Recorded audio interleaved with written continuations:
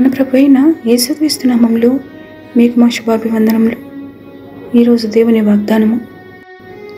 ఆయన దేవుని స్వరూపము కలిగిన వాడై ఉండి దేవునితో సమానముగా ఉండుట విడిచిపెట్టకూడని భాగ్యమని ఎంచుకొనలేదు గాని, మనుషుల పోలికగా పుట్టి దాసుని స్వరూపమును ధరించుకొని తన్ను తానే రిక్తునిగా చేసుకొనెను.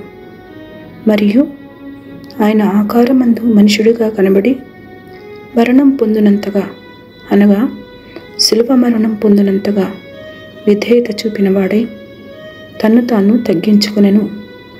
ఫిలిప్పీయులకు 2వ అధ్యాయము 6, 7, 8 వచనాలు. He being in very nature of God did not consider equality with God something to be used to his own advantage. Rather, he made himself nothing by taking the very nature of a servant, being made in human likeness, and being found in appearance as a man, he humbled himself by becoming obedient to death, even death on a cross. Philippians chapter 2 verses 6, 7 and 8. ప్రార్థన.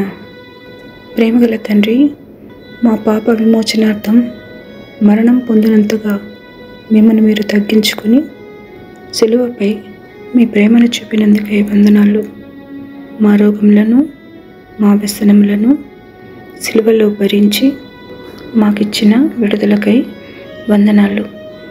ఈ సిలువను గుర్చిన వార్త అనేకుల రక్షణకు కారణముగానట్లుగా చేయమని యేసు నామములో వేడుచున్నాము తండ్రి.